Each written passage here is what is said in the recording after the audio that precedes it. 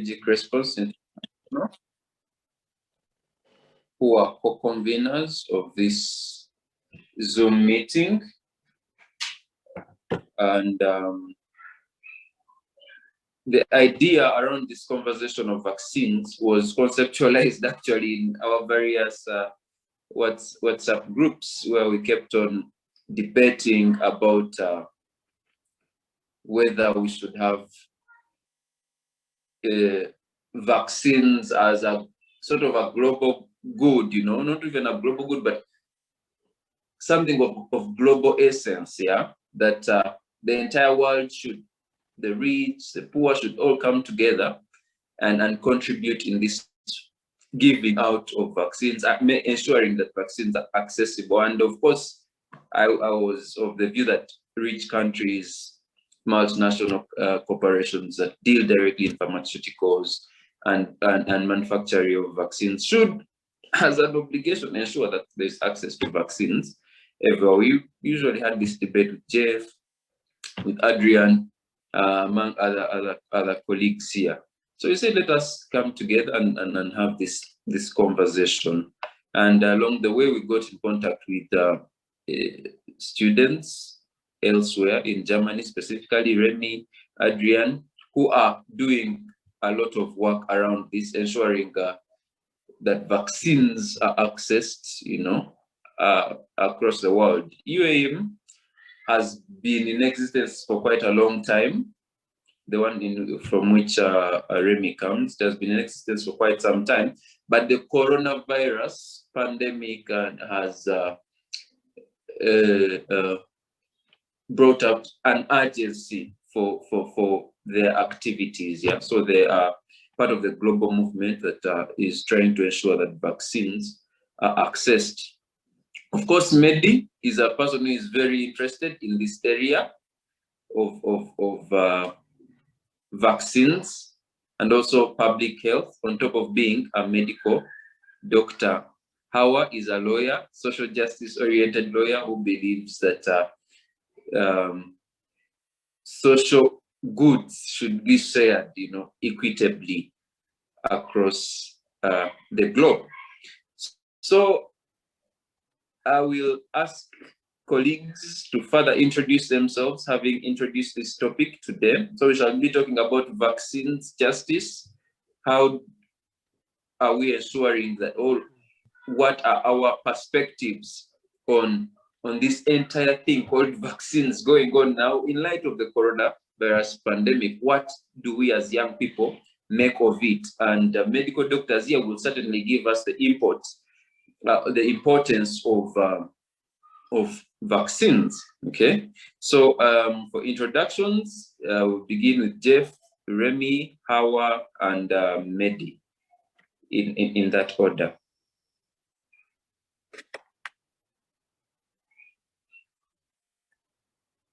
Kadu.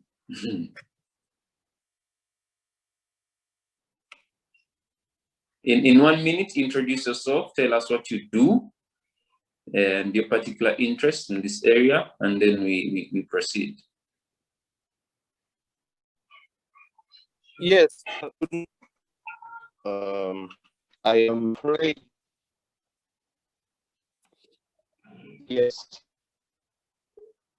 good morning once again.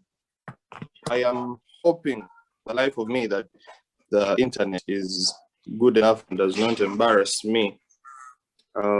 My name is Jeffrey Kadu. I am a lawyer, a Ugandan trained lawyer with a specific interest in intellectual property. My work is around intellectual property laws. I interact with trademark. That is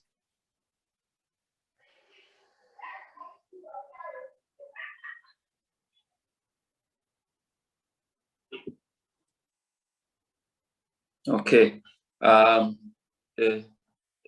Remy, Jeff will come back. Remy? Yeah, so yeah, hi everybody. I'm delighted to be here, and I'm happy to see so many people are interested in this. Yeah, so I'm Maurice Dimi. I'm a student from Northern Germany, and I'm part of University's Lab for Essential Medicines, like you already mentioned, Martin. So I'm working with UVM since 2 years, and was last year was the national coordinator, and I'm now working very much on the political communication and advocacy regarding the COVID-19 vaccines in Germany. And so let me say some words about University's Lab for Essential Medicines. We are, like you already said, a worldwide student organization with local chapters all over the world, especially in Europe and North America and South America. We are thinking that universities have the possibility and the responsibility to achieve access to public health and to medicines, or especially life-saving medicines. And we're targeting our universities where we're located at, especially, but also doing political advocacy communication with on the national and international levels. And we're working for in this year, especially working to ensure access to COVID-19 vaccines, but we're also talking about things like antimicrobial resistance and access to antibiotics, and trying to educate other students and citizens about those topics as well. So this is our work, what we do in the different locations around the world. Martin, am I better now? Yes. Okay, wonderful. So I hope my video is also okay. Yes, as I was introducing myself, I'm a lawyer. I work with KTA Advocates. That's the leading intellectual property law firm in Uganda. My area of expertise and work is intellectual property law, so issues to do with patents, trademarks, a bit of copyright, and even the unconventional forms of intellectual property like trade secrets and geographical indications. It's all part of our work. So this is a discussion that I'm very interested in. It's a discussion I'm very interested in having because of my work specifically with intellectual property, and also because this is an issue of global concern. So really what we are looking at is how intellectual property can be also called to the playing field, how we can play our role as intellectual property enthusiasts, intellectual property lawyers, and make sure that we do not sacrifice one ahead of the other, or put the cart before the horse and end up losing the race. So this is an issue that directly affects us as humanity, and also an issue that directly affects intellectual property rights of all individuals involved. So I'm really looking forward to this conversation. Okay, thank you very much, Jeff. You know, you're already digging into the debate, but we shall reach there. Hawa? Ndaruzi Hawa? Hi, my name is Hawa Ndaruzi. I hope everyone can hear me. I hope I'm very clear. There's some rain outside, but I hope everything is okay. Can you all hear me? Yes, we can hear you and see you clearly. Oh, thank you so much. So my name is Hawa Ndaruzi. I am a lawyer by profession. Yes, Ugandan trained lawyer, very passionate about the marginalized people. I think that is why Martin contacted me to come and do this, because honestly speaking, like he gave people a background. There is the IP situation, and then the poor people, and then there is actually something connected to that. I've had an opportunity to work with Chapter 4 Uganda. I've also worked with the Refugee Law Project, and yes, I'm actually looking forward to learn a lot from you people and expecting you people to also learn from us. Thank you so much for joining this conversation. And at the moment, I'm a lawyer working at Okello and Company Advocate. Thank you so much. Thank you, Hawa. And then to Mehdi. Thank you very much. Sorry, I already told you earlier I will not be able to share my video, but I'm good looking. Yes, I'm Mehdi Rutaisir. I'm a medical doctor. I'm finishing my compulsory internship as a junior health officer at Naguru Chinese Uganda Friendship Hospital. I've also had the opportunity to be part of the COVID response in Uganda at the Ministry of Health, both in the case management and also in the community health. I have interfaced with the concept of COVID vaccines from the start, and I have seen how unfair they have been given out. But also we have prior context of similar injustices. For example, when we had the HIV and other things as we discussed. So I'm very passionate about this, and I'm looking forward. Thank you. Thank you very much, Mehdi. In fact, given that you are the last panelist to introduce yourself, you should take it away from there. I mean, you've already hinted on how you've been working around this area since perhaps the COVID, since the breakout of this pandemic, and very interested in this move of vaccination. So paint for us a picture of the situation, the COVID situation as it stands in Uganda today, and yeah, give us a picture for the background of this debate. Give us a picture of what is happening. What do you think the gaps are at the moment? How do we really try to manage? How does government and all of us try to manage this situation as it stands now? And then we shall, like that, transcend to the issue of the vaccines. Thank you. I'll try to be brief as possible. Yes, how is the situation? The situation is bad, especially in Uganda. We don't know exactly which part of the wave we are in. We don't know if we are halfway. We don't know if we have just started it, but we have had a surge of cases. Now the problem with this description is most people will throw around numbers, but I want you to take these numbers with some grains of salt. One thing, we know the situation is bad, but we have to look at the numbers that are being thrown around to show you the trends of this case. So prior to the lockdown, we had a huge increase in cases, but it has gone down ever since. But you need to know that these cases are going down not necessarily because we are having less cases, but because we have had less testing, but also because most of these reported cases are PCR cases. Now, the ones which are being done by RDT, the rapid diagnostics, which return results faster and have more challenges with their sensitivity and specificity, you find that these may not be recorded within the system, especially if they're done by private facilities, or if they're done down on the grassroots health structures, they won't be captured. So we may not clearly have a very objective picture of telling you that this is where we are.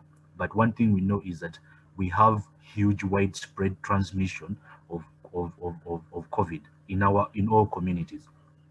Now, initially we had mostly the alpha strain from Dawn, which was first identified in England, which was leading the cases.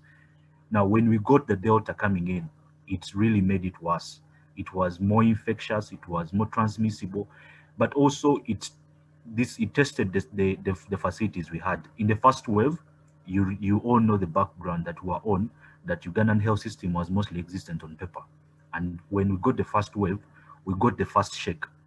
But then when the wave went down and everyone seemed to move on, we did not set up very resilient structures. And yet many of the scientists at that time were almost sure that we'll have another wave. But still we went into other things. And when the next wave came in, not so many things were done on paper. I mean, were done on ground. Most of them were still existing on paper and in commitments. So it really took us badly. And the worst part is we do not have a very well streamlined data management system. So we may not have a very clear picture of how many cases we have lost, but I know each one of us here knows at least the person who has passed on in circumstances that are very suspicious of COVID. So one on in terms of what is the topic today, which is vaccines, we really all know that the only way out of this is having a similar proportion of our population vaccinated, and this has been our cry from the start of the response back in March. We're hoping that at first we thought maybe if we get herd immunity through infection, but that is a huge sacrifice because many people will have to go, and vaccines offered the best way to gain this herd immunity. And we saw the trials being run. Uganda contributed to delivering of these samples following the presidents of China that offered the sequencing early, and pharmaceutical companies took on this sequencing almost free of charge, and then went on to develop vaccines, doing trials in some African countries, like AstraZeneca did trials in South Africa. And we're excited because at that time there were commitments that vaccines will be given out equitably. And then there was a COVAX facility that negotiated a block purchase, and we were excited because we thought when this wave comes, we'll have vaccine. But imagine our shock when the vaccines were hoarded in developed countries, and we have vaccinated less than 1% of our population. And if you look at those statistics, you see that it does not really clearly paint out how many of those have been fully vaccinated. Some estimates put it at around 100,000 Ugandans have received 2 doses of AstraZeneca. Now, if you have been reading around AstraZeneca and its efficacy, especially on the Delta variant, you know that there's a lot of suspicion of how effective it will be. Actually, South Africa, which did one of the first trials to test the efficacy of AstraZeneca, went on to sell its doses and went on to procure Johnson & Johnson, then later Pfizer. So we have a background where we have a very struggling health system, very demotivated health workers who are barely well paid, a population that does not trust the government. That's why there was a low uptake of vaccine in the beginning. Vaccines being held up by the developed countries, especially the more effective vaccines, and giving us a few options through the smokescreen of COVAX facility, and most of the people we are vaccinated 1 dose, and the efficacy of 2 doses is already being questioned. Now imagine the protection of 1 dose for a very almost insignificant proportion of the population. So that's where we are. I don't know if it paints a picture, but yes, we got some positive news from Covidex, as we'll discuss later. And yeah, the other good news that we have had so many recoveries, and majority of our infections have been mild and moderate, but we cannot rely on that for long. Thank you. Thank you very much. From what Mehdi says, there are quite a number of issues with the numbers, testing, and I think it goes to the larger issue to do with health systems in Uganda. Not only in Uganda, actually, I think on the entire continent. And he talks about issues around AstraZeneca. Issues around vaccines, and he says indeed vaccines are one of the surest ways to containing this carnage we currently have. There is a person in the audience who perhaps may drop out because of other commitments, but I would have wanted her to come in now at this particular point before we go to Jeff to introduce to us how perhaps pharmaceutical companies can be able to contribute to this, to contribute to the move to have more vaccines, because media has told us we really need vaccines. We are in a dire situation as a population. So Jeff, as you prepare, I don't know, Tendo Ann, I want to give you 1 minute.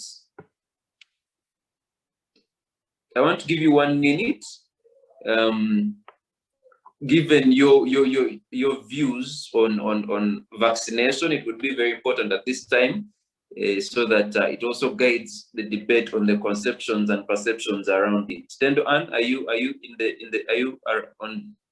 on? Yes, Martin, I'm on. Yes. Would you wish to contribute now, or? Thank you for this opportunity. Like I told you earlier, I have a very contrary opinion to vaccination and everything that's going on, especially the AstraZeneca vaccine that we are using here in Uganda.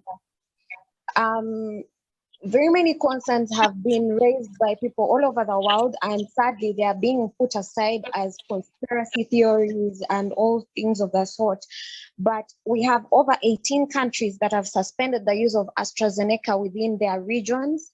And I think the only African country that has been brilliant enough has been DRC, but we have very many countries, especially those that are part of the Great Eight.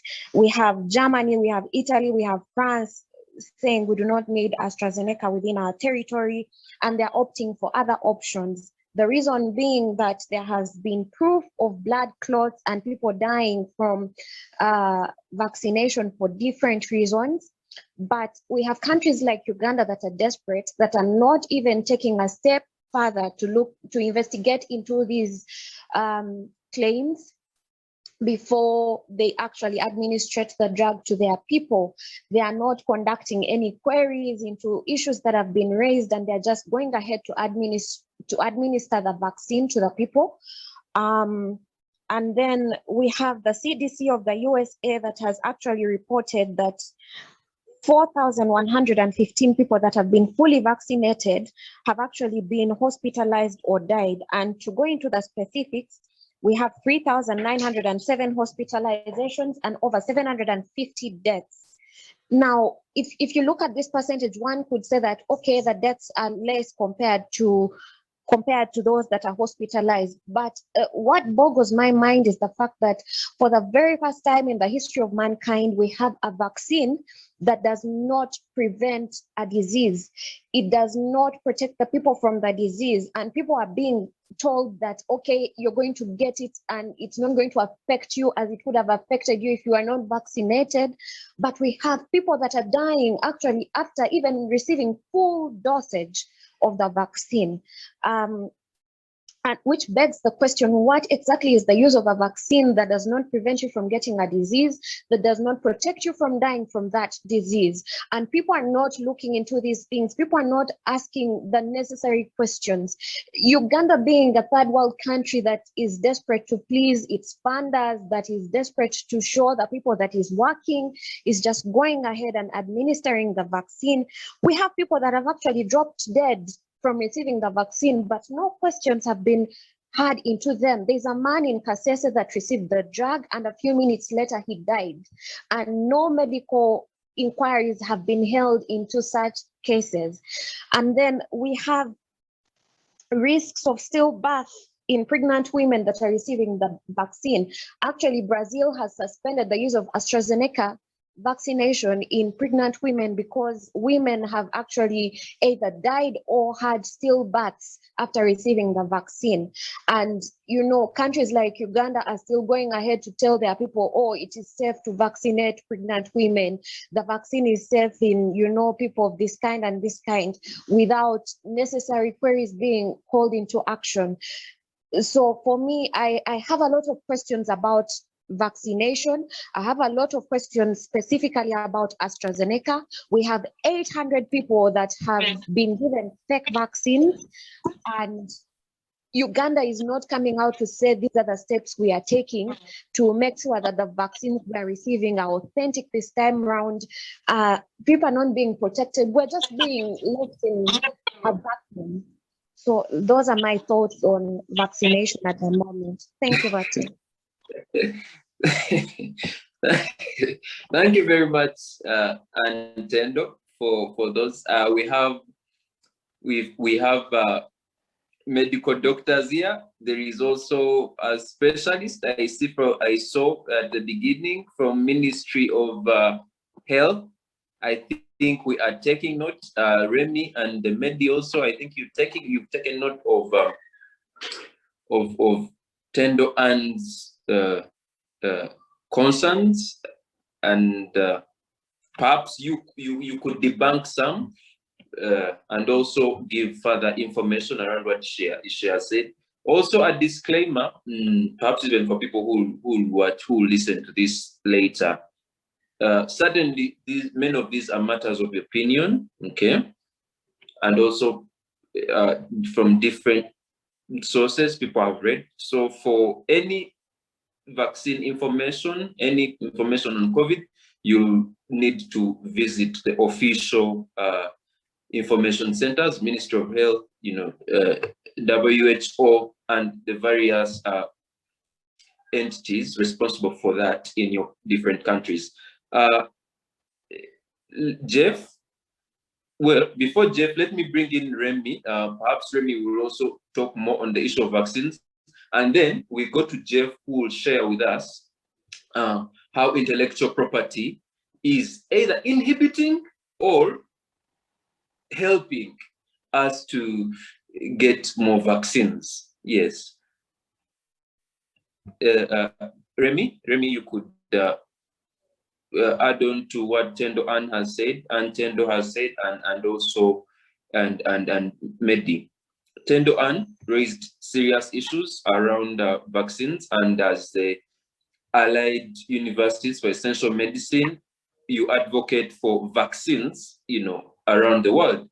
But perhaps do you take studies or to ensure that the right vaccines are actually provided? Are you putting your governments on the necessary pressure to ensure that it's the right vaccine, so that we do not have errors at the end of the day? Next year, oh my goodness, these were issues, so we have to recall these vaccines, and people who got this kind of vaccine should perhaps get another remedy or something like that. Someone maybe said in South Africa there were issues on AstraZeneca and the like that were, I think, sold off. So Remy, you could help give us some more information and what your universities are doing to ensure that the right vaccines are accessed and at the right time. Well, first of all, I would like to say we're not experts on vaccines and vaccine safety. So we're not looking in that. We have a trust in the institutions which are viewing in the efficiency and the safety of vaccines, like the CDC in the US or the European Medicines Agency, which approve those vaccines, like the WHO also did. So, but I can say a few words about about vaccines in general. So of course, like the concern was raised that people are getting vaccinated, getting fully vaccinated, and are still getting the disease and are still dying from this or being severe ill. So this is something which occurs, especially if so many people around the globe are getting vaccinated. So vaccination doesn't mean 100% that all people which are fully vaccinated are fully protected. So some people have a different immune system, or are having other troubles with their body, with their health, and having illness, which affect the effectiveness of the vaccine. So there can still be occupied by the virus and still transmit the virus. So the vaccines aren't 100% or doesn't lead to 100% immunization. So this is one thing I would address, and the other thing is that, of course, if you vaccinate millions of people, there are a few people which getting side effects, like the blood clots, or having other troubles with their health. So this is something which isn't normal, but we have to look into the specific vaccine and how big of those side events is, or how often those side events occur. And In the end, you have to evaluate and settle a debate, or if the danger which comes from the virus is bigger than the danger which comes with the vaccine, or which is the benefit of the vaccination, which we're doing, and what weight more into account, I would say. But yeah, that's all I would say on this topic, because I especially not an expert on those vaccines, or especially on the AstraZeneca vaccines. So I didn't had a look in all of those studies which were done on this vaccine. Yes, and maybe the second question I asked is how is your movement? What are you doing to perhaps push your government, the European Union also, into ensuring that the real vaccines are accessed by a bigger number of people, and perhaps that the right vaccines are the ones sent out or accessed? You could take us through some of the things so far as UM have been doing to. Yes. Yeah, sure. So I can answer the second part of your question now very shortly. So we don't ensure that the right vaccines are accessible. So we look into what is published a little bit about which vaccines are safe, but we don't evaluate them by ourselves. But we're doing, if we're getting from the authorities the news, these are safe vaccines and these are efficient vaccines, we're pushing to ensure that they are accessible for everyone, everywhere, and also are affordable. This is a very important thing too. It's not only have to be accessible, but affordable by the people. So in Germany, you can afford a higher price, but maybe in Uganda, this price has to be lower. But we're trying to push via advocacy. We're trying to contact politicians in our country, the parties in our country, and convince them that it is necessary to vaccinate the whole globe, to vaccinate all people all around the world, and to do this fast and equally. And to ensure this, we also do a protest. We're writing open letters, and we're trying to raise awareness in the population of our countries of the European Union. So they push with us for ensuring these vaccines are accessible. Yeah, so I hope this answers your questions. Yes, sure. Now, Jeff, can you hear us? We are talking.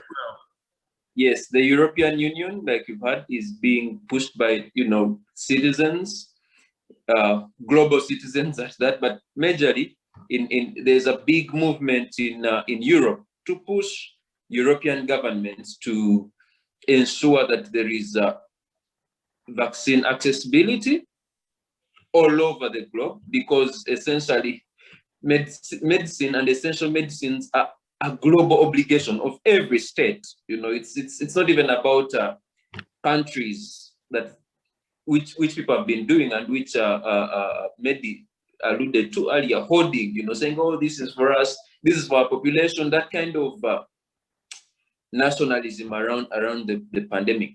And you'll also realize that members in the European Union, particularly the European Union, is opposed to signing waivers, to signing waivers on the TRIPS. So Jeff, you'll tell us what TRIPS are and what are these waivers, because the European Union, which is perhaps a global leader, is opposed to ensuring that there are many manufacturers of vaccines to bridge that gap and that scarcity. Then, aren't we going to have a bigger problem? So Jeff, you could help us unpack how TRIPS can be used and how intellectual property can be used to ensure that we have more vaccines, you know, so that this thing is contained. Over to you, Jeff.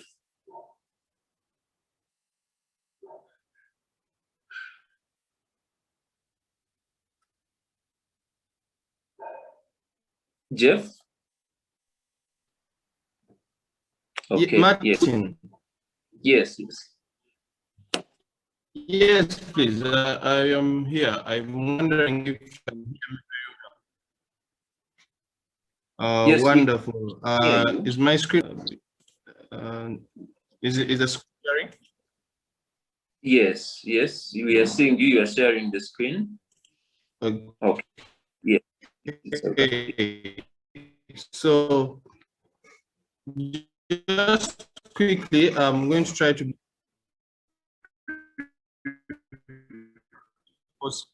because I do not trust MTN well enough. So quickly, I think by legislation of intellectual property, Martin, I'm hoping I was just going to speak. So Yes. this is a question of intellectual public health. So I think the starting point for the conversation is public health. Yes. I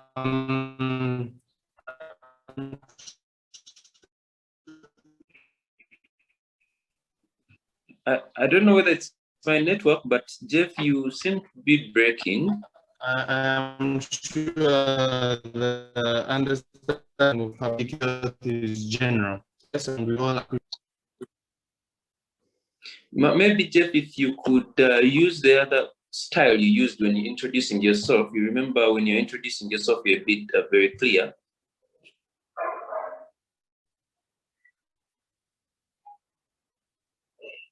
If you could do that, perhaps it would help. I would also like to recognize in our midst Dr. I don't know if he's still he's still on, Dr. Sematiko. Dr. Sematiko is a former ED, National Drug Authority. So, Doctor, you will certainly shed more light on a number of issues that are being raised here. Jeff?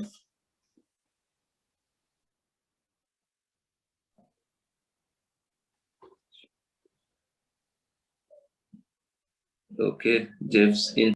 Martin, I'm like now because as I said, I want to run through this presentation as quickly as possible.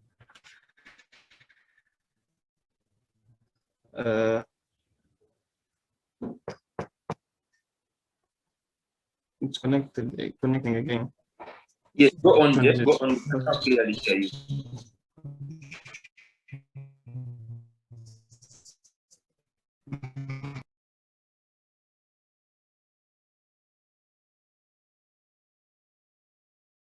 As Jeff really makes the network better, let me go to Hawa. Hawa, you've heard what Antendo said, and you also hear what's going on. What are the perceptions of young people towards vaccines? You know, what do you think? Are young people being vaccinated enough? You know, maybe also for context, let me give some statistics. As we stand of today, I think as of today, data of yesterday, I read yesterday, we've Uganda administered around 1,030,000 doses of vaccines, and of course, a significant number of of that group are the vulnerable people beyond 50 years in Uganda, and also people who are frontline workers and all that. So do you think young people are necessarily interested in this? What are the perceptions? How you could take it away from there?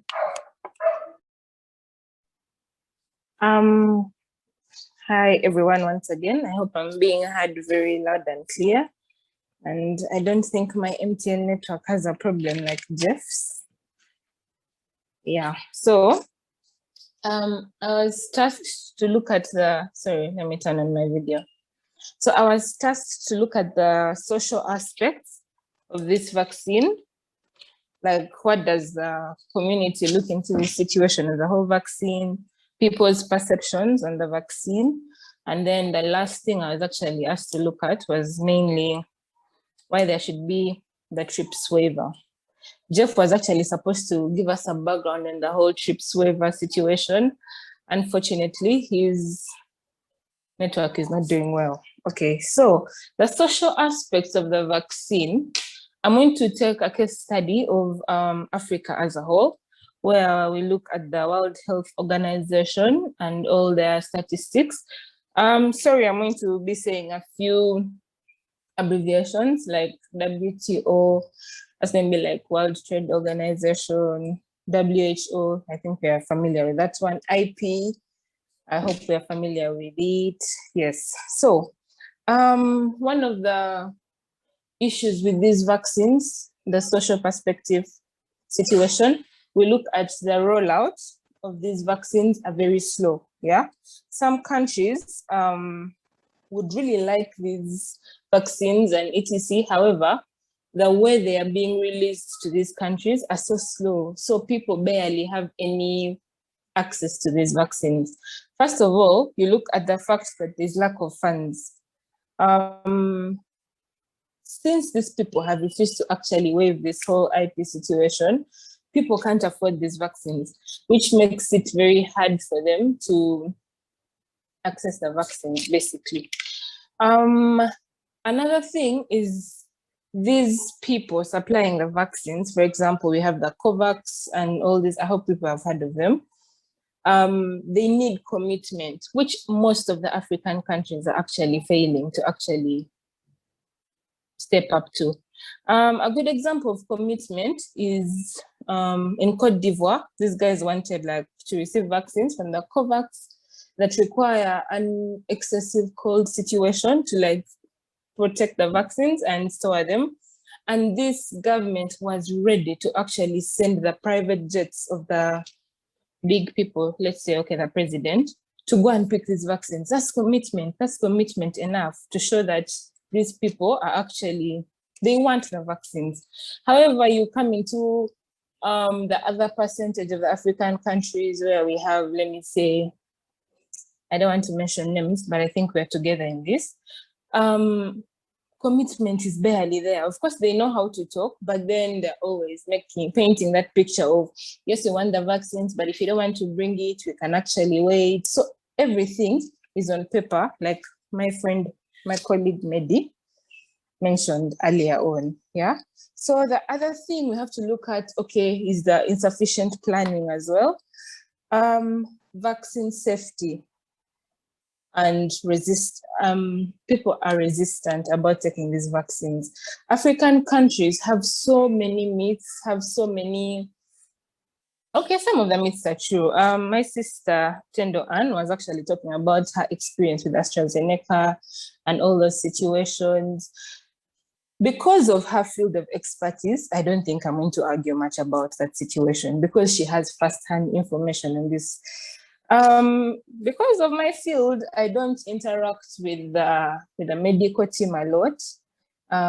So I can't give my perspective on that. However, the normal people that I interact with, they have myths on this vaccine. I don't know, people are going to come back as aliens. People are being vaccinated with water instead of a vaccine.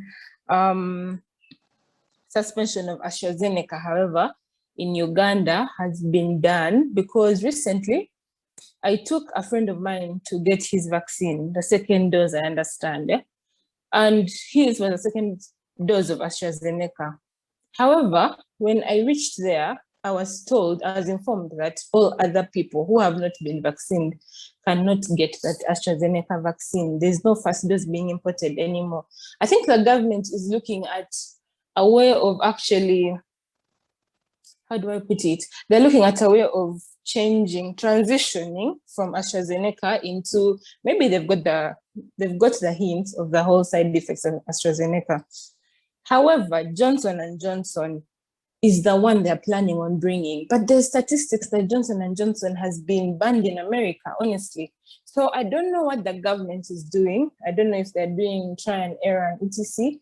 But I think my colleague Mehdi shall shed more light on this situation.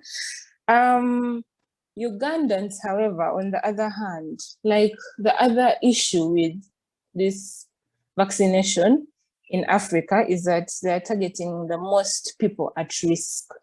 Yes, the doctors are easy to find. You're just going to walk into a hospital and be like, oh, medical workers, you'll deal with them. What about the vulnerable people that are very far? You understand? Those that are deep in villages, but they're vulnerable as well, and they're dying because of COVID-19.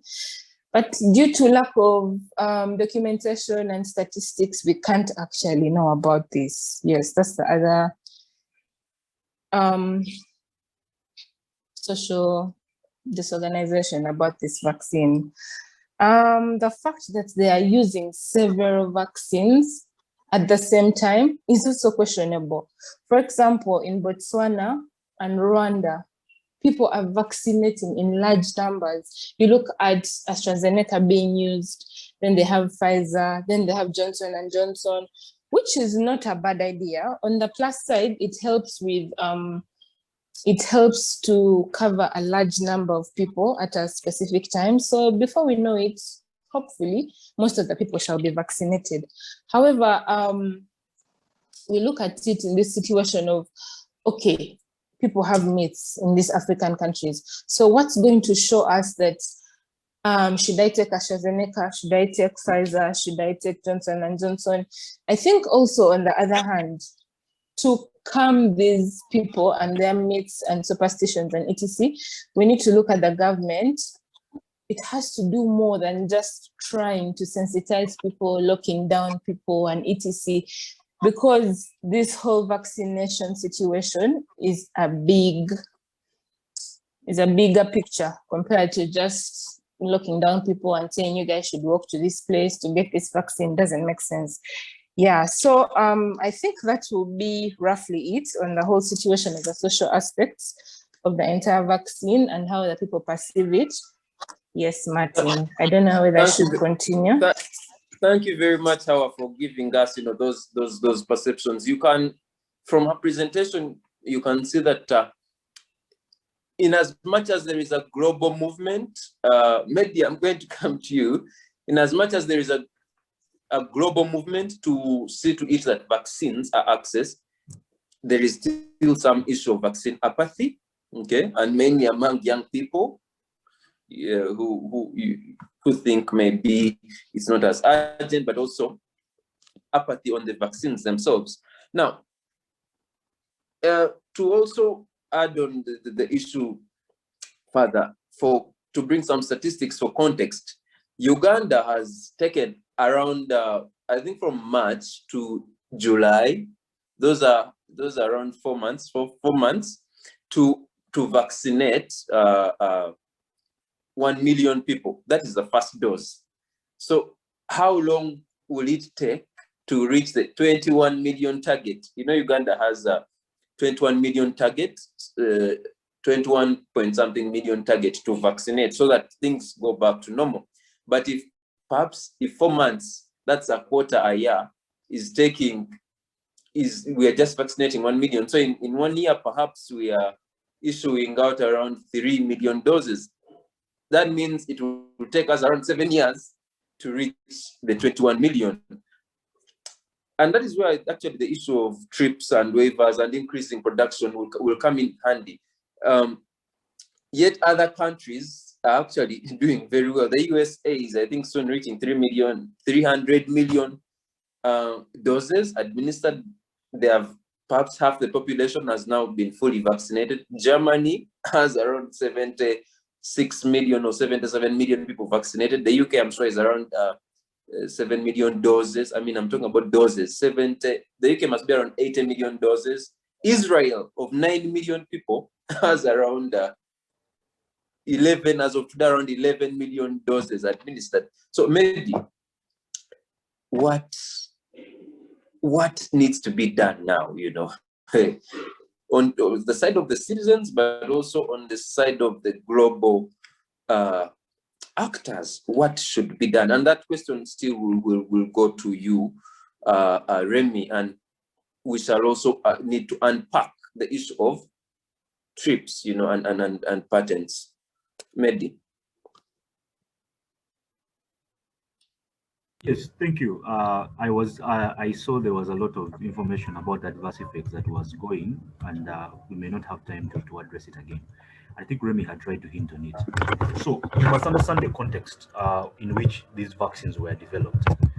They were developed with some level of acceleration. There's a huge debate whether shortcuts were taken or not, but you know, very few vaccines have been developed at the pace that we have developed at the COVID vaccines. We got, so far I think we have 128 candidates, 19 approved. That is a record set. Now, when they were doing these trials, because of the ethics that are in place for research, certain categories were not well represented in the trials, in the human trials. And one was the pregnant women, the others were the people below 18, and then maybe the very old people. Now, initially, the government of Uganda, with many other agencies, I think even CDC and WHO had similar guidance for AstraZeneca and the other vaccines, even Johnson & Johnson. The guidance was, for these categories, if the benefits outweigh the risk, the person should go on to take the vaccine, especially for pregnant women. That if they discuss with the pregnant women and you tell her, you give her the information and she decides for herself that, you see, we do not have enough evidence that this is very safe in your group, but at the same time, we do not have a lot of evidence that this is unsafe. Because as much as we have thrown around a couple of, we normally call them AFIs, adverse events following immunization, we need to add numbers to them. You find that over we have vaccinated about 2-point-something billion people, but we have received a very small proportion of AFIs, and of those, over 96% are mild AFIs. We're talking about maybe injection site pain, maybe some dermatological conditions. So we need to quantify how common are these AFIs, the adverse effects following immunization. How common are the serious ones? There are different reports. One of the challenges we have in Uganda, as I hinted earlier, is that we do not have a very well streamlined data stream. So we keep relying on data from other countries. And we have gotten data from other countries that shows that the benefits outweigh the risk. The case of Brazil, AstraZeneca, I don't think there were more than 5 cases of that pregnancy. And we should also rule out this before we complete disregard of vaccines, that correlation is not causation. We have had correlation where you find that people who have been vaccinated have undergone, have died from following some events. But very few studies have actually gone down to determine, or very few reports have gone down to determine if these people actually died from events which were started or escalated by the vaccine. And this is a debate that went on with clots. How many of these people who got clots were actually from the vaccine and were not a coincidence? Because we know Caucasians have a high prevalence of clots, even without vaccination. So we need to have a more objective discussion of these AFIs before we completely tarnish the names of some of these vaccines. I'm not exactly saying these vaccines are harmless, but we need to put into context how prevalent these AFIs are in comparison to the benefits that these vaccines offer. Thank you. Thank you very much, Mehdi. In fact, Tendo Ann had just, wondered why isn't, anyone debunking her or trying to allay her fears or something like that. But thank you, you've I think, but of course, perhaps she disagrees with some aspects, but at least you've really given that insight, and it also answers what Hawa presented on the social, perceptions. Now, let us bring on Jeff so that we go to the issue of the intellectual property, the patents waiver and TRIPS waiver as a way of using intellectual property actually to scale vaccines production. Jeff, over to you. Martin, I just want to ask and confirm whether this time I am clear. No problems, but I just want to, I've tried to change a service provider, so I want to confirm that you can hear me.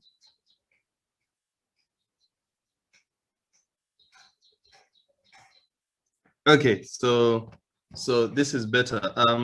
Unfortunately, I can't share my screen right now because it appears to be disabled as a function, but maybe one of the hosts can help me change that so that I can share my screen. Okay, it has been okay. So I'm hoping it can now be seen. So the crux of what we are looking at really is a public health problem as a public health issue, and whereas the different issues that come in along the way, it is mostly a public health issue, which I've already alluded to, and specifically public health in low developing countries. Yes. So I think to understand the context of that, we need to understand that Uganda falls within low developing countries. Yes, in all classifications, you can look at World Trade Organization classifications, World Health Organization, the United Nations, and as a matter of fact as well, because, well, living in Uganda, I can confirm that we are a low developing country. So how then do you find this how then do you deal with the problems such as health in a low developing country? So what laws govern health in Uganda and large?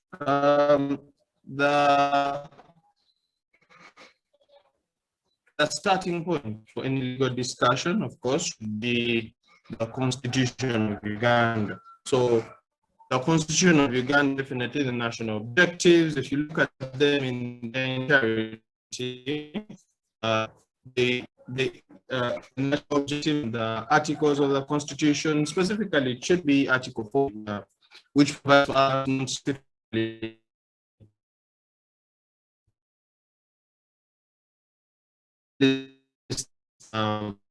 but also law.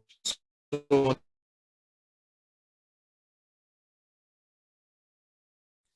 Oh my goodness. Jeff is off again. So anyway, to make us dive into the intellectual property aspect. So vaccine manufacturers and other governments that have the capacity to manufacture this under the WTO have an arrangement, okay, like all manufacturers, on a global scale, to protect their inventions, their technology. I mean, if I manufacture something, usually you have intellectual property over that, and you protect, you are permitted under the law to protect the technology that you use to make that, so that perhaps it does not leak, but mainly you get benefit from it, usually profit. Okay. Now, the debate around TRIPS is that these big pharmaceutical companies should share that knowledge because we are in a crisis. Okay. They should share knowledge and let other people manufacture these vaccines, because few manufacturers will not be able to fulfill the global demand. As we stand, 24%, I think, of the entire globe has received vaccines, okay?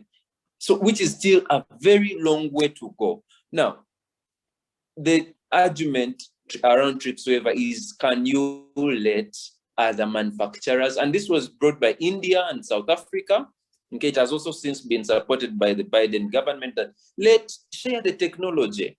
Although the law has many stages, it's not as easy as it goes. So it has to be approved by members of the of the World Trade Organization by consensus, okay? So there should be agreement to share. However, some people have also, for example, the head of the WTO has proposed a third way, which perhaps I thought Jeff would explain. Surprisingly, European Union is still stalling this entire process of sharing technology. There are companies and countries that have said, you know what, for us, we can be able to manufacture, we have the capacity in Canada, I think Bangladesh, in India, but because the law is still a bit stringent, still strict, so we are still having that big issue in hindering access to vaccines. If Dr. Sematiko is here, I would invite him to say something. I'm seeing Jeff is back. Dr. Sematiko, are you here? You could say something. Yes, hello. Yes, Dr. Sematiko, could say something in 3 minutes. Yes, first of all, I joined late, but I want to thank you for the opportunity. One is that we can't tell the youth myth towards vaccination in Uganda because the youth have been kept out of the whole setup. Government has emphasized on the medical and other cadres, 50 and above. So the youth are just coming as a by the way. So we should embark on convincing them that they are part and parcel, but also the young ones, those who have done the clinical trials, the below 10 and the rest were not among the clinical trials. So we cannot say anything to the effectiveness of the young in Uganda. The other thing of saying some people are suffering, yes, all vaccines, take the polio, the measles, they all have a percentage of efficacy. So, which means even one of the best of these vaccines on board is around 98. They claim 98, which means every 100 you vaccinate, some too might get the disease, but the majority, and the policy in medicine is if you can save majority, you go with that product. And we think if you can save 90% of the people and 10, God forbid, die, then it is better than no intervention. So those who are saying some people are dying, yes, for all vaccines, there's a percentage which is not safe, but it is a probability. You can vaccinate 100 and all of them are okay. So I want people to put confidence in our medical messages, because even when they fall sick and they want assistance, they run to the very hospitals, to the very doctors whom they were saying, you are giving me wrong message. But I'm telling you, the vaccine is currently the best option we have on table. Until when another one comes, let's use it and let's encourage others. My request is government should involve all other cadres. Currently, it looks like it's only the doctors and nurses, but we have many other cadres who are supposed to push forward the message, the laboratory technologists, the media, the VHTs on the villages, the social workers. They should all join the fight, not leave it for the medical team. And we should send the same message that vaccination is one of the solutions. Thank you. Thank you very But- much, Dr. Sematiko. Yes, sir. Yeah, maybe what I left out is that lucky enough, the side effects so far reported are not as dangerous as even side effects of some of the drugs we are using, like penicillin. Some people get anaphylactic shock. That means you get penicillin and you die. It can cause death immediate, but the adverse reactions so far gotten all the vaccines on the market are mild. So people should not worry. And if the vaccine can keep you alive for another few years, why not? Thank you very much.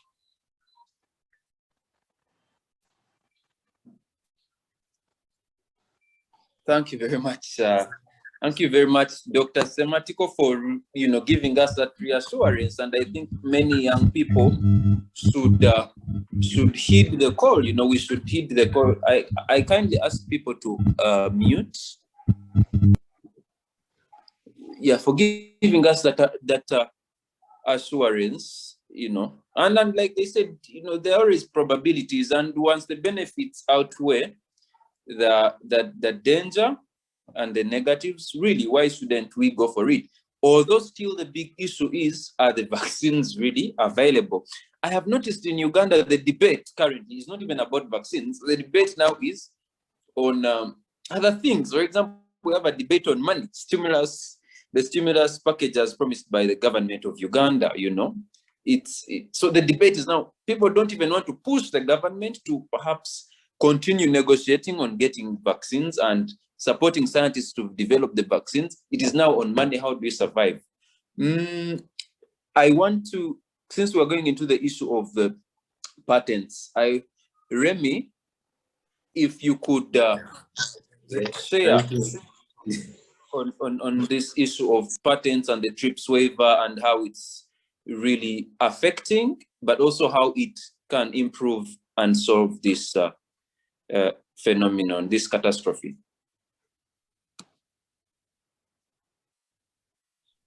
Sure. Remy, So, are you there? Yeah. So yeah, right now we have the issue that only a few companies, the companies which develop the vaccines can produce the vaccines.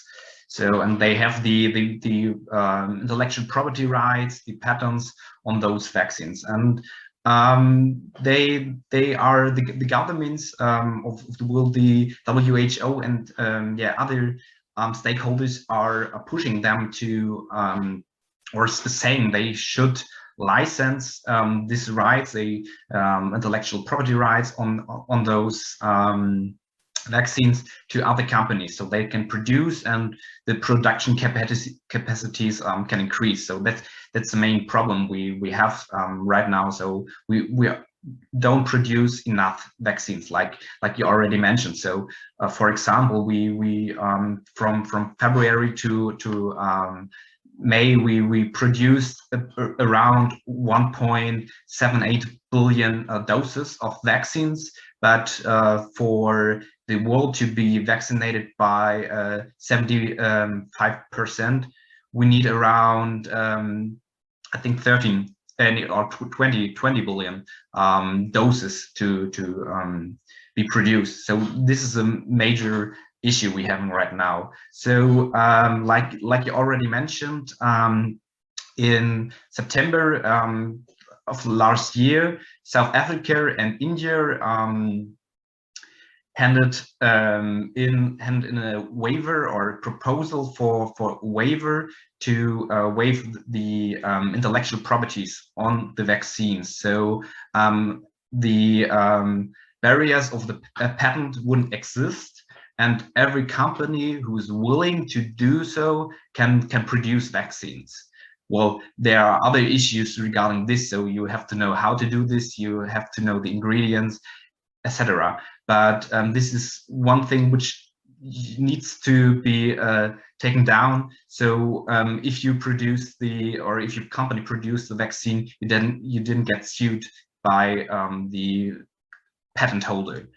And yeah, as already mentioned in the chat, there is already a possibility to do so. It's called compulsory licensing, and this allows a country to take down this patent on a vaccine or a medical product or etc. and produces in their own country. Then often the questions, like already asked in the chat, is why aren't the compulsory license not used by countries? Well, the problem is the mechanism of this tool is very complex and takes a very long time, and you have to do this procedure on every vaccine by itself, and sometimes you have to do this on different parts of the vaccine as well, like the how the production setup, the transmitter of the vaccine, or the bottle of the vaccine which you need to use. So it's very complex, and it is already done by some countries like Bolivia, but the problem is it takes a long time and is very complex and costs sometimes a lot of money, so it isn't suitable for everybody. So this waiver was handed in at the WTO, the World Trade Organization, last September, and it's yeah, waiving, or it wants a waiver on vaccines, on medicines, on diagnostics like tests, and wants them to be obtained, wants to obtain all patents for, or put the patents down for the whole pandemic situation. So it is now 3 years which they are planning to do so.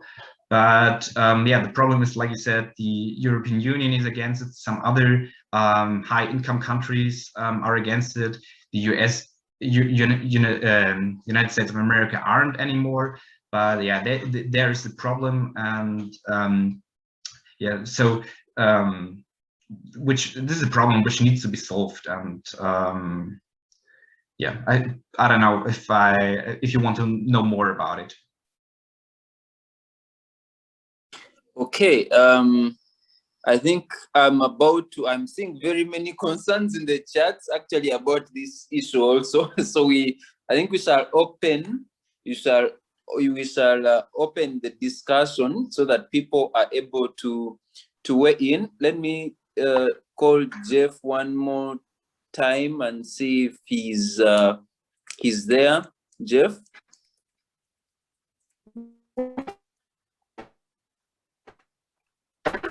Martin. Yes, Jeff. Martin, as I was saying, yes.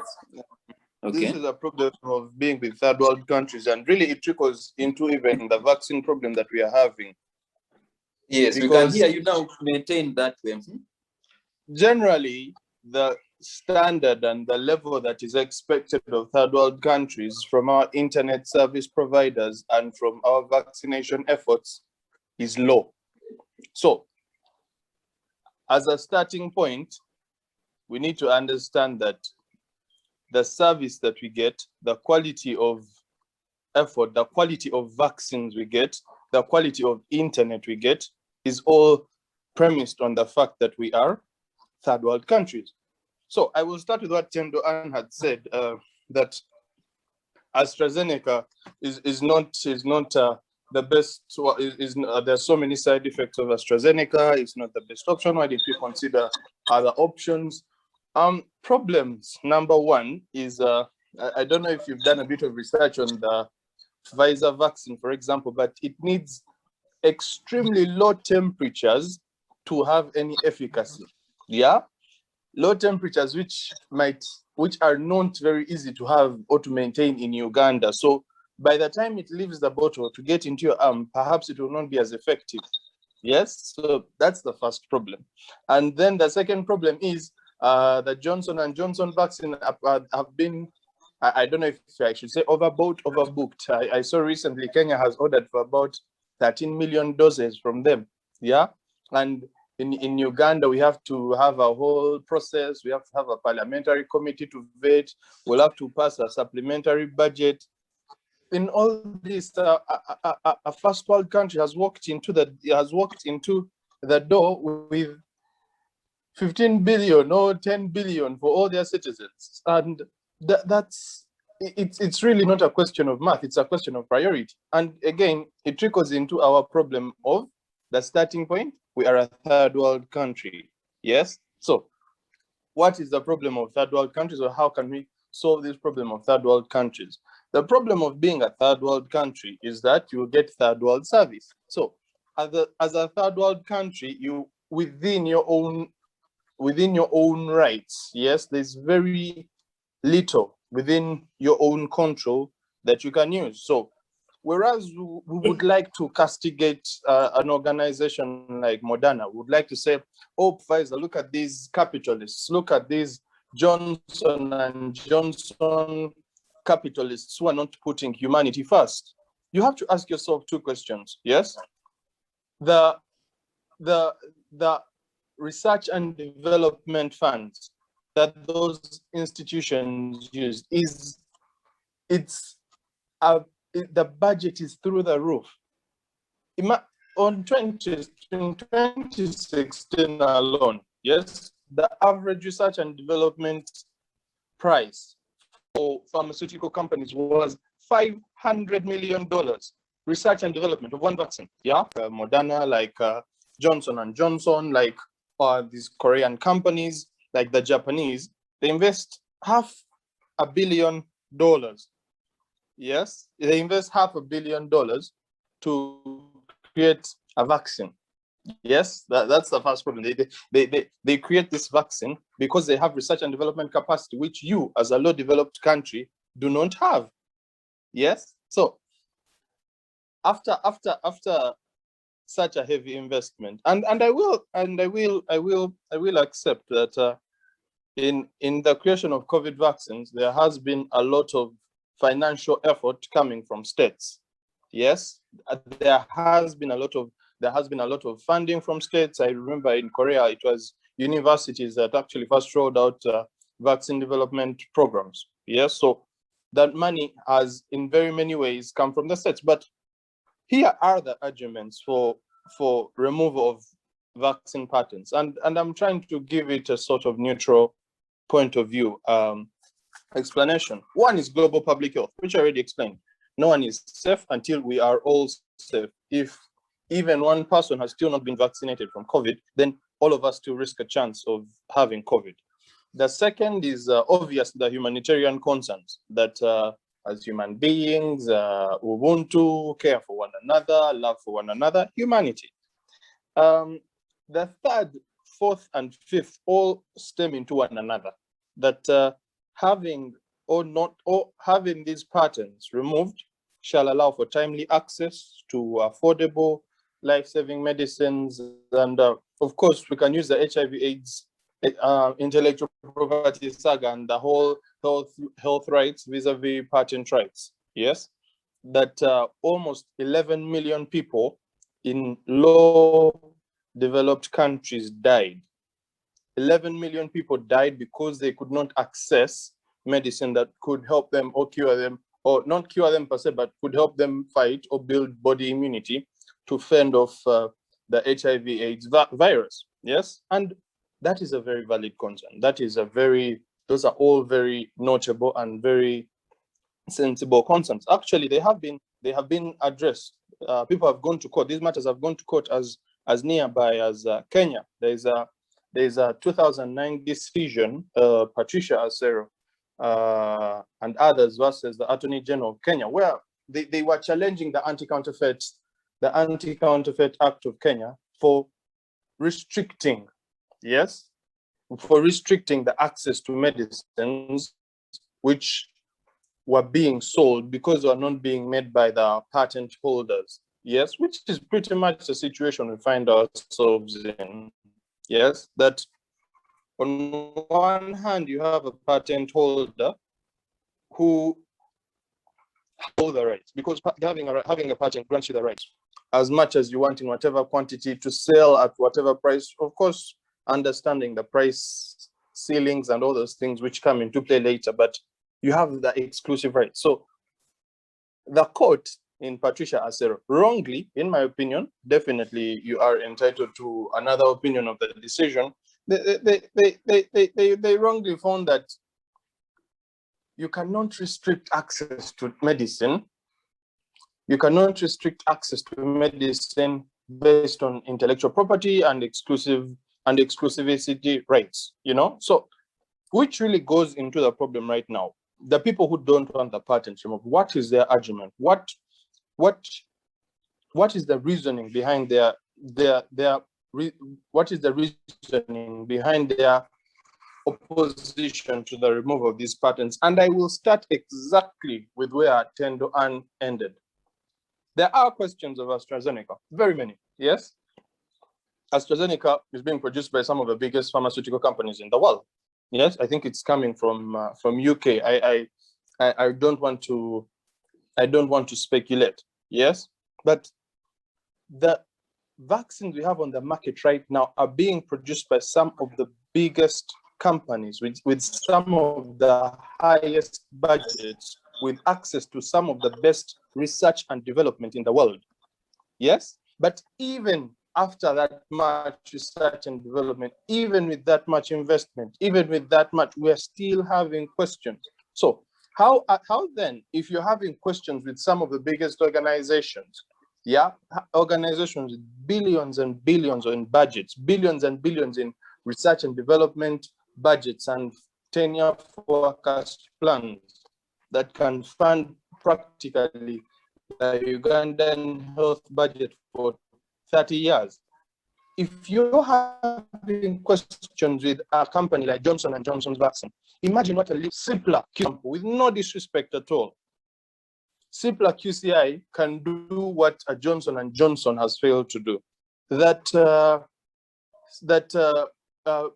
Kampala Pharmaceutical Industries in Ntinda or Rene Industries, yes, which are some of the pharmaceuticals in Uganda, somehow are going to produce or are going to be able to develop something which is of a higher quality than a Moderna, than a Pfizer, than I can't pronounce the name of the Chinese company that developed the first. So public confidence is already low.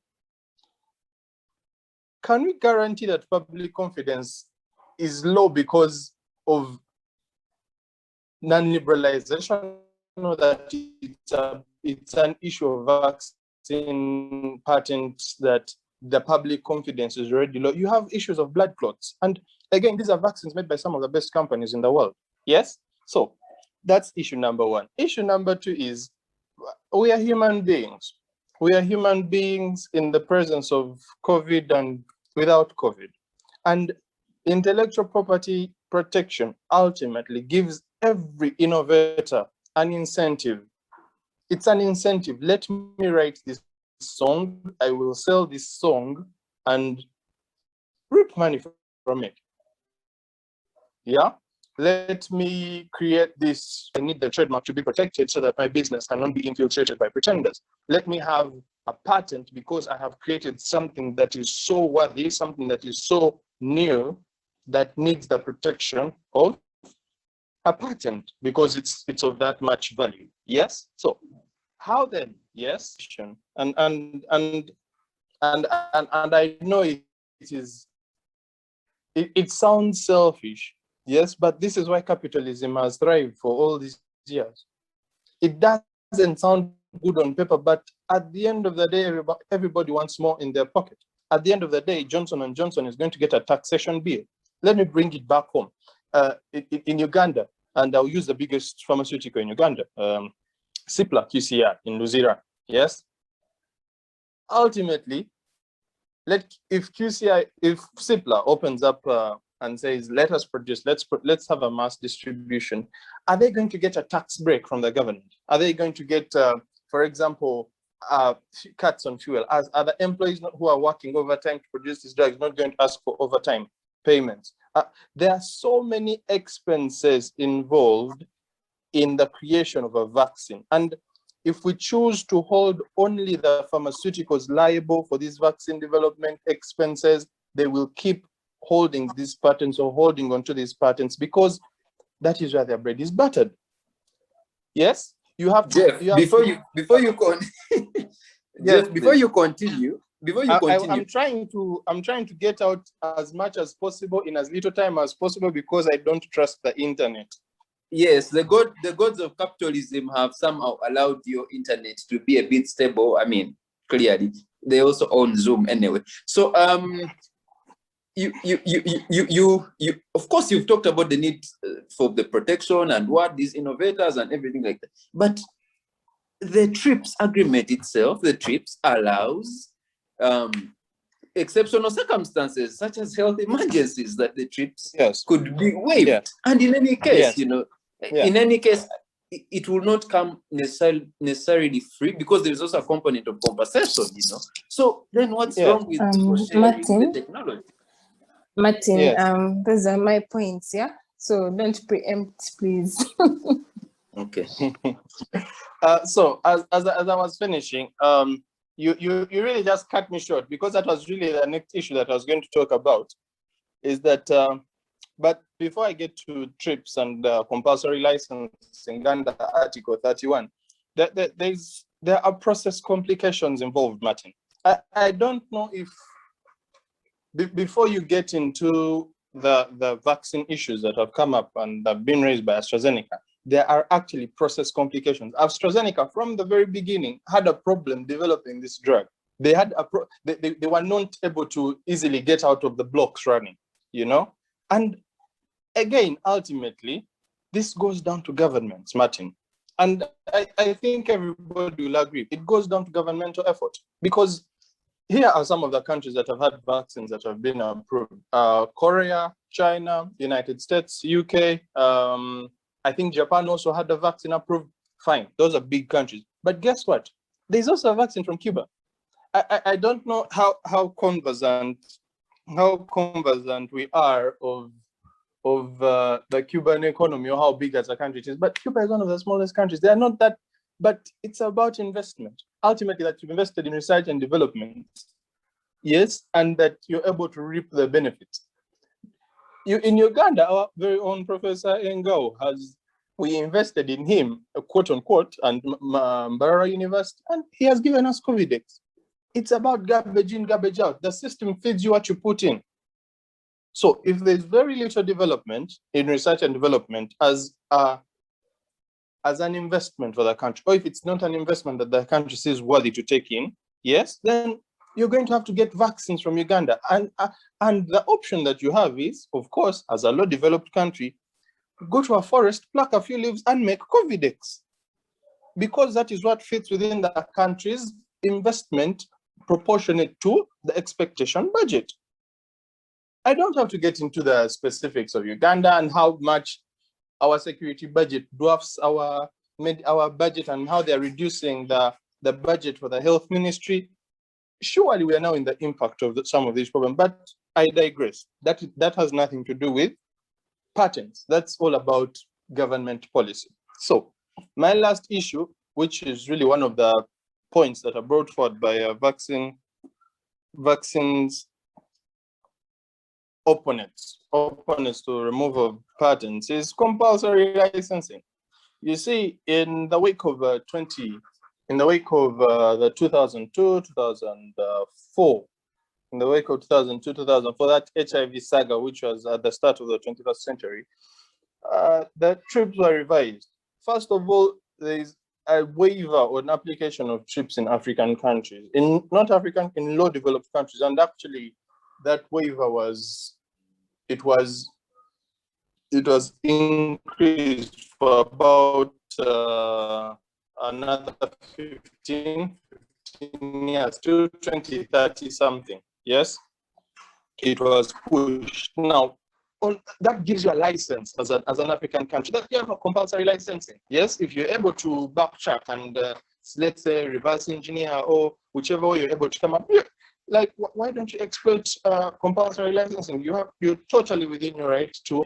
Yeah, so it goes back to investment. Perhaps if the government had invested more in the health infrastructure, maybe in more African countries, not just Uganda, would then have something, to start with that we so we are going to compulsorily ask for licensing. We need to just get a sample and we'll create our own and distribute. You'll have CIPLA, Renee kept up with us. That did not happen. So how then, what is the way forward?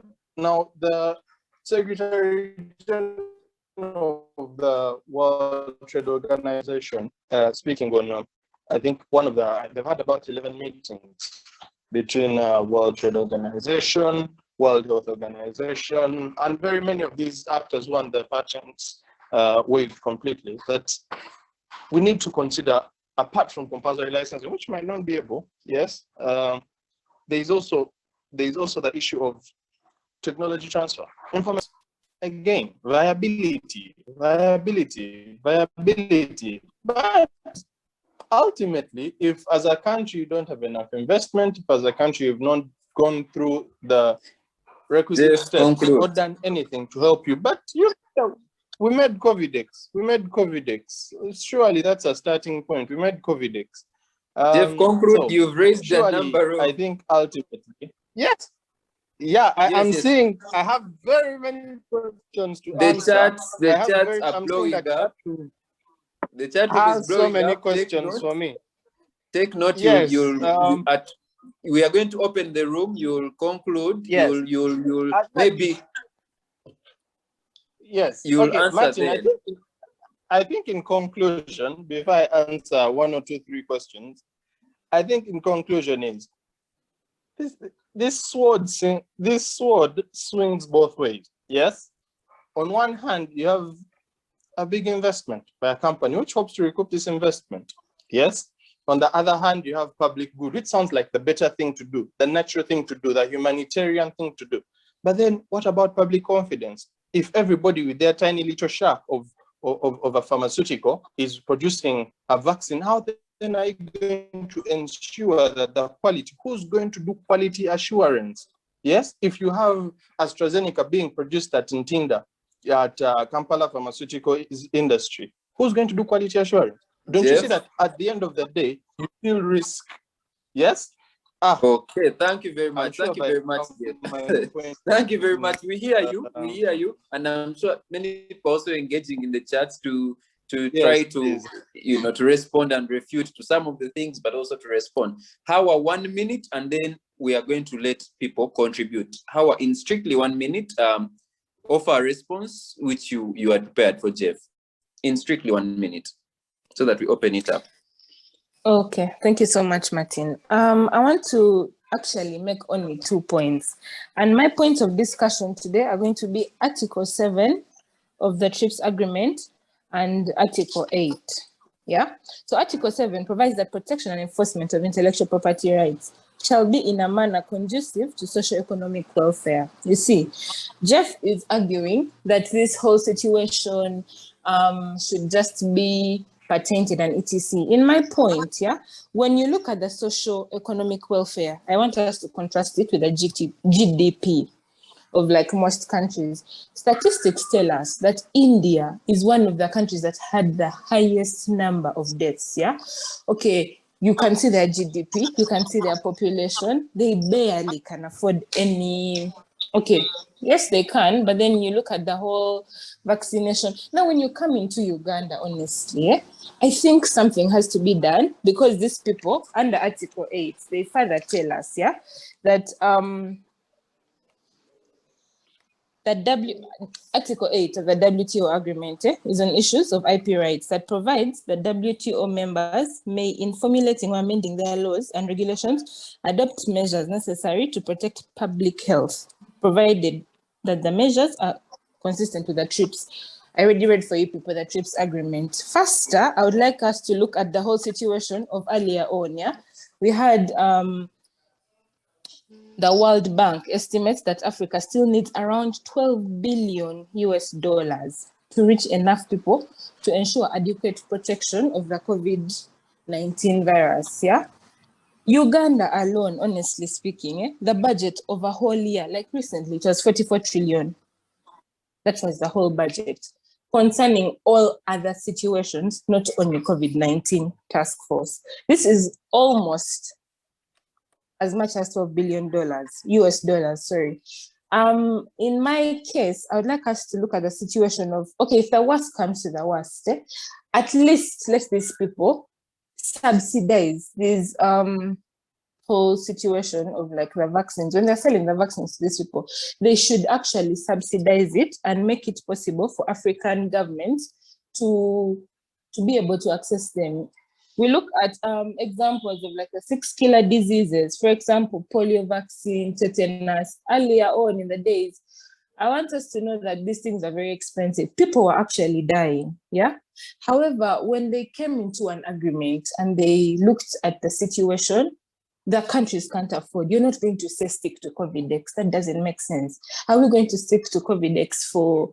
We also need the protection. Yes, COVID-X is going to help us, but then like Mehdi said, the technology for COVID-X and the other vaccine production doesn't actually match up. There's a gap.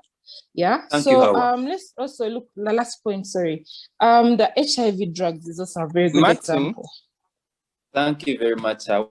Let us open to Martin, there's something important that I have my to last mention. You're all going to respond. You're all going to respond. Actually, you're all going to There's respond. something important I have to mention. Yes. There's something very Can important. you give us in because I've seen seconds? we are less than 30 minutes. Martin, 30 we need 30 seconds. We need to be 30 seconds. We need to be very careful while applying the TRIPS agreement. Very, very careful, because on 29th June this year, which is, I referred to it while I was making my first presentation. On 29th June, yes, this year, the World Trade Organization member companies extended Uganda's transition period. Okay, all low developed countries, they extended the transition period for the application of TRIPS. It was extended to 2034. Yes, now, why is this important? This is important because, for example, Hawa has alluded to Article, I think, 6 or 7 of the TRIPS agreement.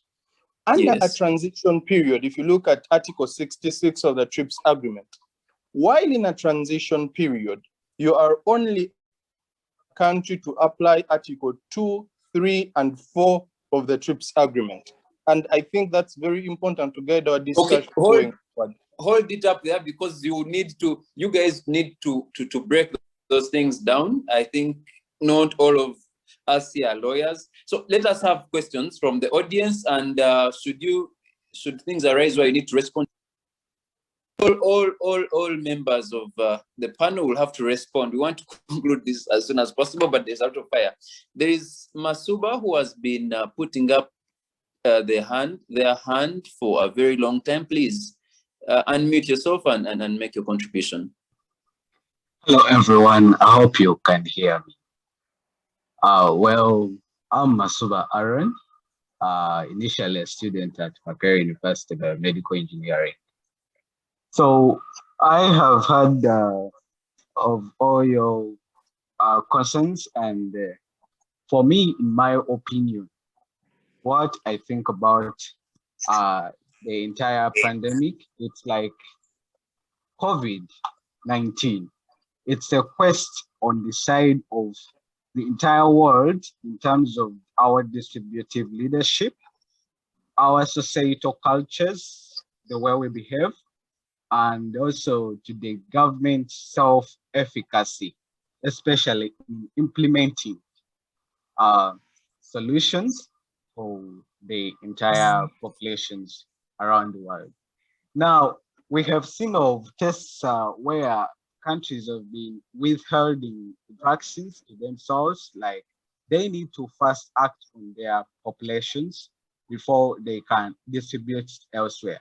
And we have also seen scenarios of countries which are undergoing the same situation, But because they still have that in their being, that there are also other people elsewhere who need help, we need to intervene and give them something. For example, in India, where it donated some kits to the government of Uganda. So what I come up as what would be the best way to think about this pandemic, it's that in terms of the distributive leadership, when it gets into the distribution channels, how best do we reach a desirable, we might not be able to reach an unexpected rate, but a desirable one. How best do we achieve that? It's like, as mentioned earlier, that in case of healthy issues like the pandemic, the law institutes a provision where they can share knowledge.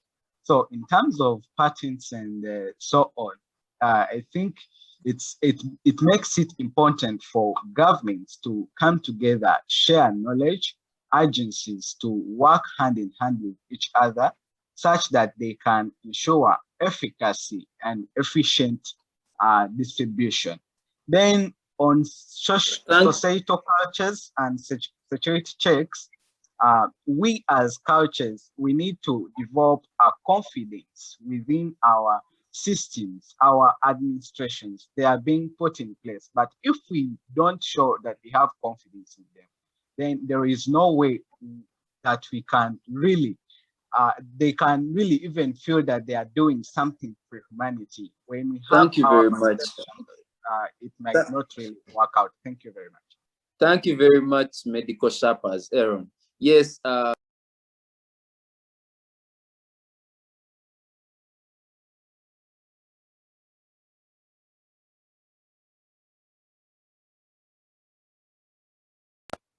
Okay. Is there another person who wishes to, let me read. Perhaps there's been quite a lot of engagement in the chat room. Someone said, yes, actually Cuba and Mexico are committed to opening, they're actually committed to sharing the technology. Cuba also is actually committed to sharing that technology. Okay, yes, maybe you had something. It seems many of the debate has been majorly in the chat, so we don't have many people raising their hands. Maybe you had some issues to respond to directly here, please. Yes, I just wanted to make a comment on the whole TRIPS agreement and compulsory licenses. So one thing we need to note is waiving the patent alone will not drastically increase the access to vaccine as we might imagine.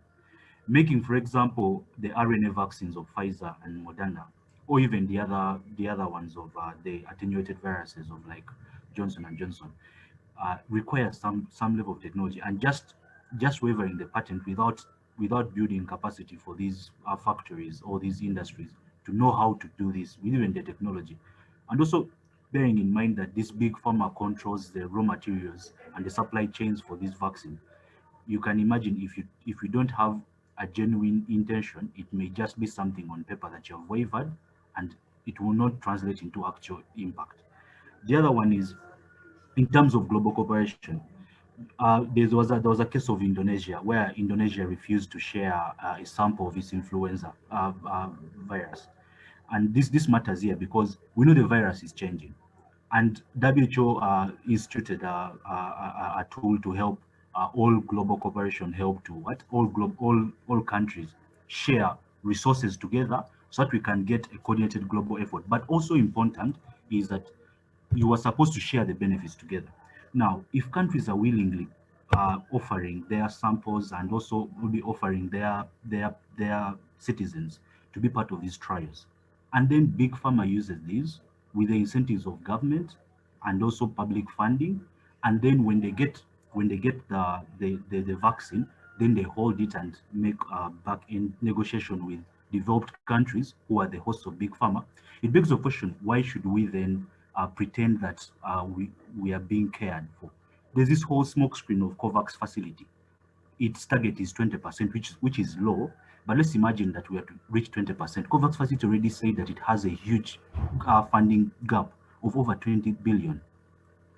It's clearly, through COVAX, we may not reach where we want, but everyone is fronting it as a whole benevolent act. But it's charity and it's a smoke screen that will not cover the challenges that we have. Maybe some we need some honesty, and we get around all these legal articles and everything. It's something that can be done by simply having genuine efforts. Thank you.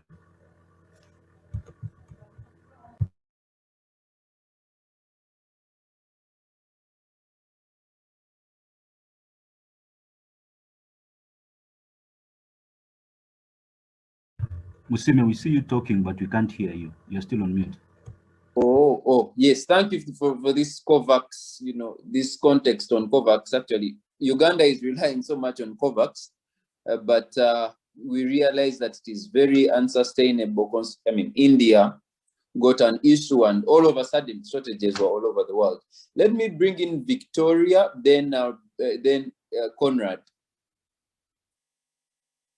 Thank you, Johanne, for engaging in the chats. I've been seeing you engaging quite a lot. Yes, Victoria, please.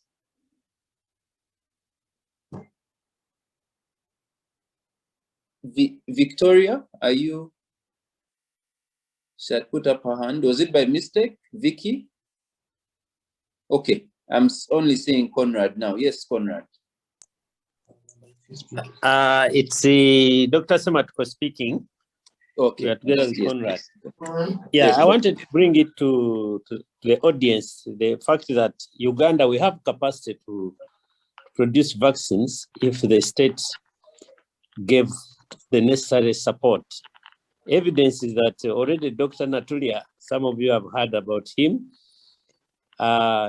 developed a vaccine for the chicken diseases, which is made in Uganda, actually in Rugogo. For more than 15 years now, Ugandans are using it, a stable vaccine, which does not need the cold chain, which means we have the technical capacity if given necessary support from the state. So Dr. Ogwang, my colleague, is not the first to bring out a product which is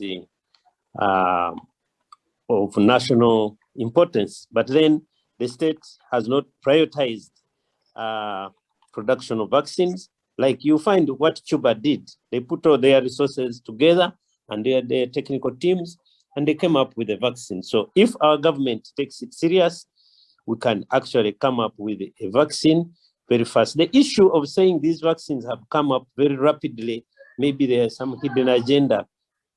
I want to assure you is that WHO spearheaded research in vaccines specifically for the corona-related diseases, the SARS and the rest. So when this one struck, there was already a baseline, there was already enough research, and there were many candidates to run through. So it's not surprising that many countries have come up with a solution very fast. It's not because they have skipped many stages. It's because there was some readiness.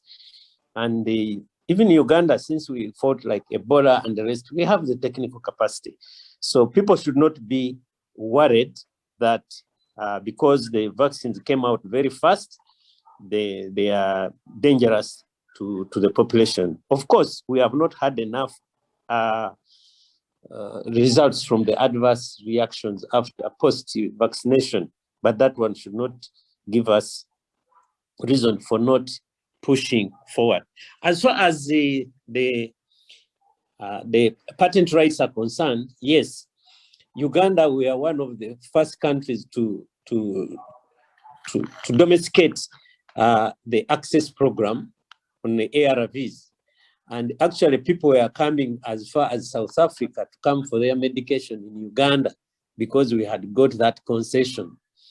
So, and we are lucky at this time, the big shots like Bill Gates have come behind the pressure to allow the the inventors to come up with the science for international use. So I think we are in the right track. Only that usually the inventor is given up to 12 years to be able to recoup their investment. Now we are talking of 6 months, and we say, can you open up? So the challenge is, will they be given maybe some royalties to make sure that they recoup their investment, or we want to go the previous method of just having humanitarian approach to this? So I think the more negotiations should be done, and we should spearhead them, because the listener, when you hear government saying they can't buy vaccines at $29 when she's an equivalent of 120,000 Uganda shillings, and they are saying they are going to give people 100,000. To me, we don't know our priorities. I would have emphasized that 100,000 into vaccine, and make sure people are free to go and get their own income, and we open up. And lastly, our government, the problem is, first of all, people don't trust our government anymore. Whatever comes from government there's mistrust. Governments like that of Sweden, where the population listens and trusts, they have moved very, very far as controlling the COVID is concerned. So I think also our government should fight on integrity, so that the population can listen and take what they have, and then agree on our priorities. Thank you. Thank you very much, Dr. Sematiko, I'm sorry, thank you very much.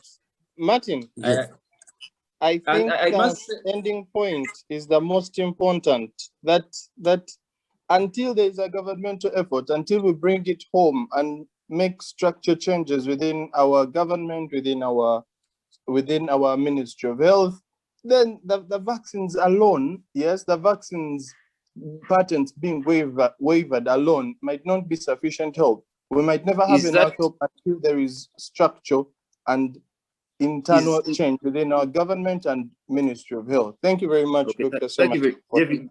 Yes, Jeff, was that a parting shot? Thank you very much. Ladies and Dr. Sematiko is very important to this debate, because he is actually the former head of National Drug Authority, Uganda. That is Uganda's FDA for the US, or I don't know other countries what they have. Vicky, if you have something, you could say it. Then all panelists are going to make their closing shots or their last arguments. For this, it's a conversation that may never end, because it's at the core of humanity at this particular moment, and efforts really have to continue. Vicky, are you saying something? You can unmute and say something. Okay, let me begin with Remy. Remy, you'll have your, that last argument and last remark in this, so that we are also responding to some of the things that were raised in the chats, some of the issues. All right, so yeah, I'll take my last remarks on this topic. So yeah, as we've seen, it's a very complex issue we're facing, especially with the even if it's man-made, the complex patent laws and intellectual property restrictions. So yeah, there isn't a simple solution to the problem we're facing. We must face it as it is. But there are things we can do. We can hope to build more capacities for vaccine production, and we have find a solution to do so. We need to, in my opinion, we need to accept, or the governments need to accept the proposed TRIPS waiver at the WTO to ensure so. And we need a cooperation between the pharmaceutical companies which are holding these patents or which are producing the vaccines right now, and other companies which are able to do so. And also especially like you already mentioned, the governments of each country has to contribute as well, especially in the distribution of the vaccines and in the ordering of vaccines in the first place. So yeah, I think in conclusion, I would say, as a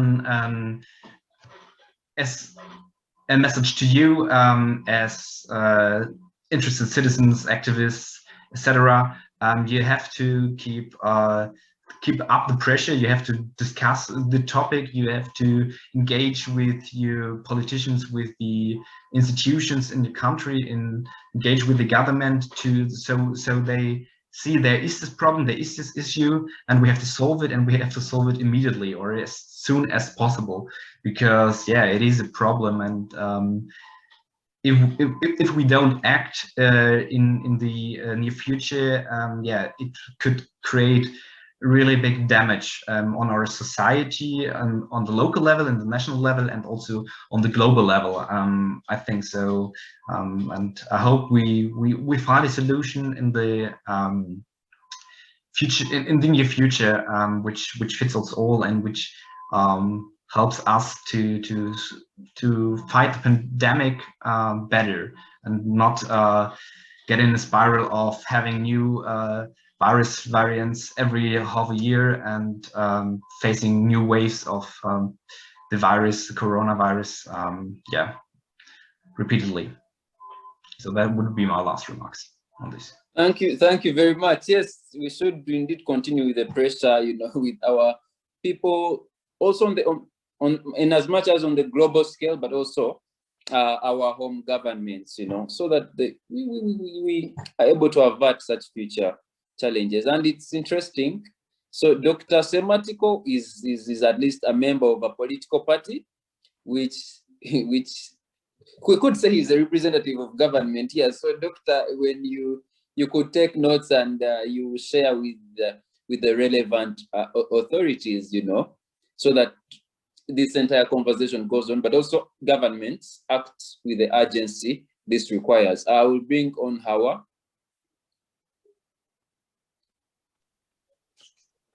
Thank you so much. I just want to make one point. Okay, in my conclusion, this is going to just sneak in. I want us to look at the whole situation of, I just have two examples, yeah? There is the anti-lock braking system. The Benz W116 of 1978, they had this anti-lock braking system that was put in the cars to, you know, like in case of any situation, the car can actually have like an assistant braking system, so the car stops to avoid accidents and etc. So these guys patented it. However, after some time, it was realized that this patent doesn't make sense because people's lives were at stake here. This is a source of saving people's lives. So in this situation, why don't we also liaise it? Now, for example, almost most of the cars have it. The Subarus, Toyotas, they adopted the situation because this whole patenting thing didn't. Yeah, that's my point. Then also there's the Volvo and the seatbelt situation, and I think most of us are familiar with it. So in short, this whole COVID-19 vaccination, access to the vaccine, IP, if the worst comes to the worst, let us all come to a common ground. If they're selling it to the government, let them do it at a very subsidized rate where we can actually afford it.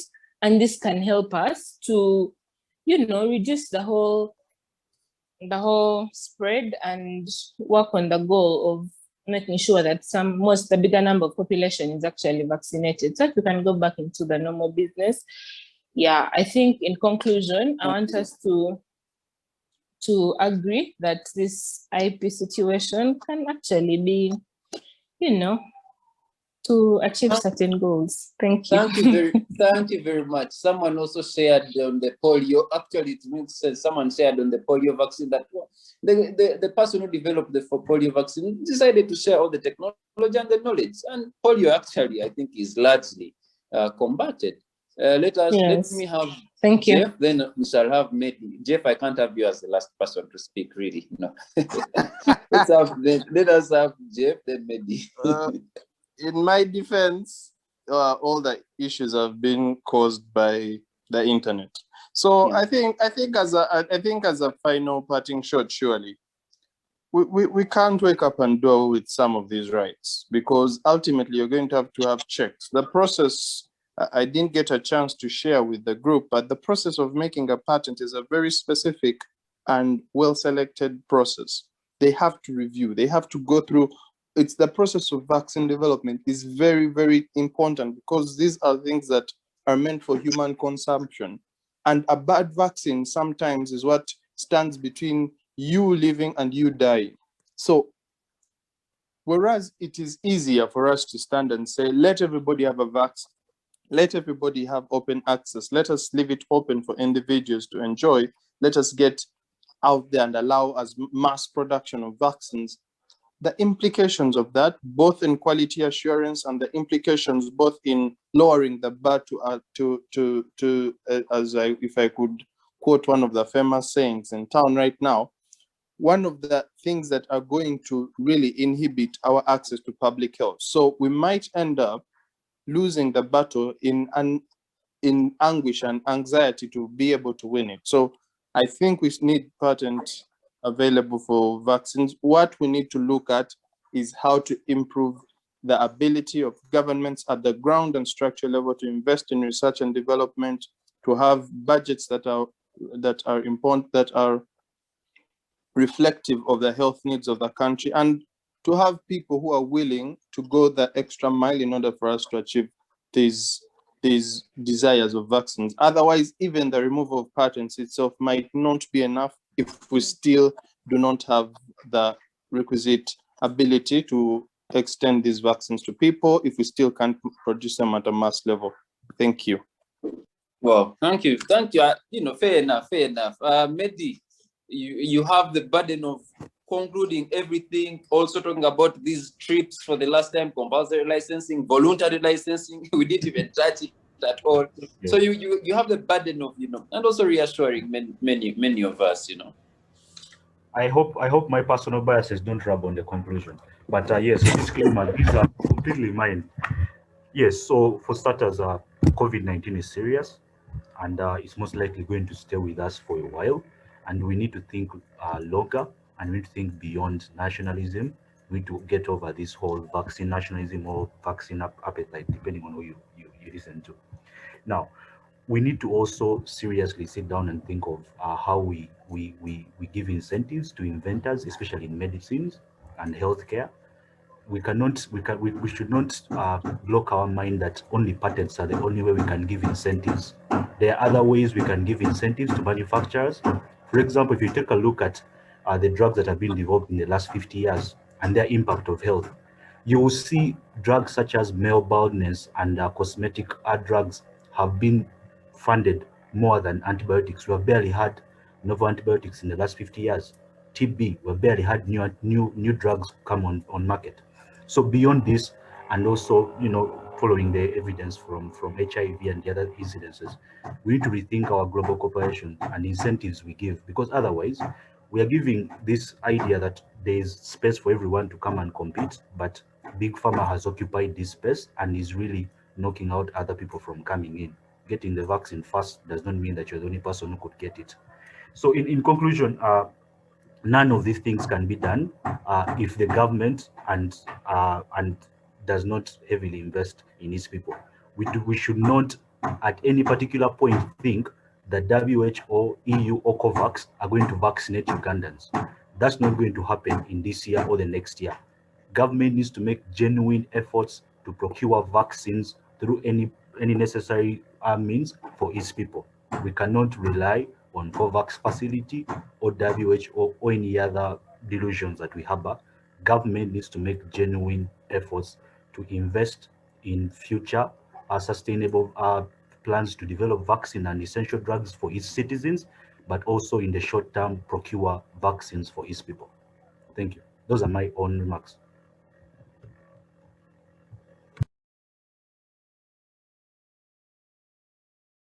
You have to repeat that because you're on mute. Musime, you're on mute.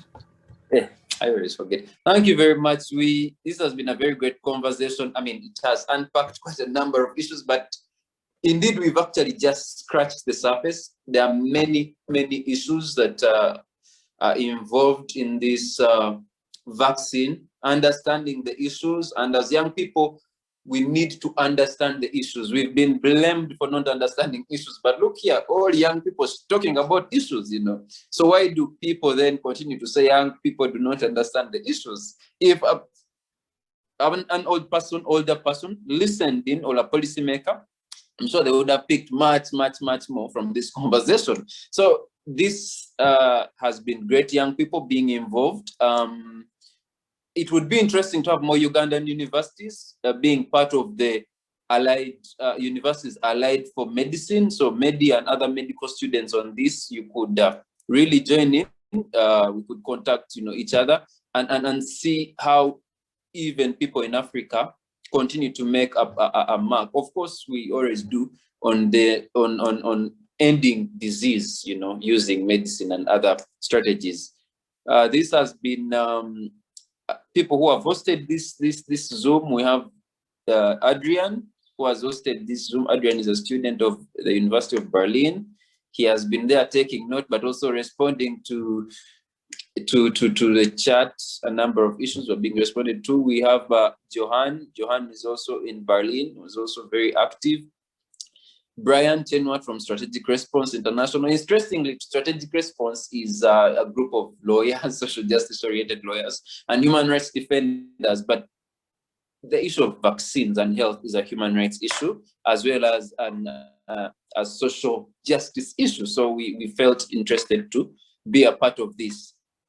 I am very thankful. I don't know if there is a lot, maybe some more information that we could be sharing here and there.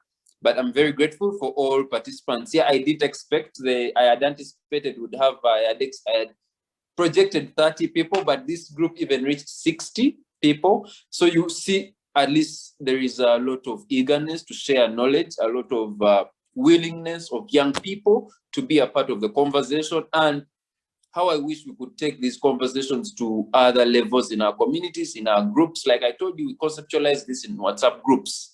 We had conceptualized this in WhatsApp, and it has attracted such a big number of people. Let us continue the debate. Let us follow each other, take each other's contacts, and I think I'll sign out. Thank you very much, all of you. Auf Wiedersehen. Goodbye. Thank you for having me. Yes, thank you.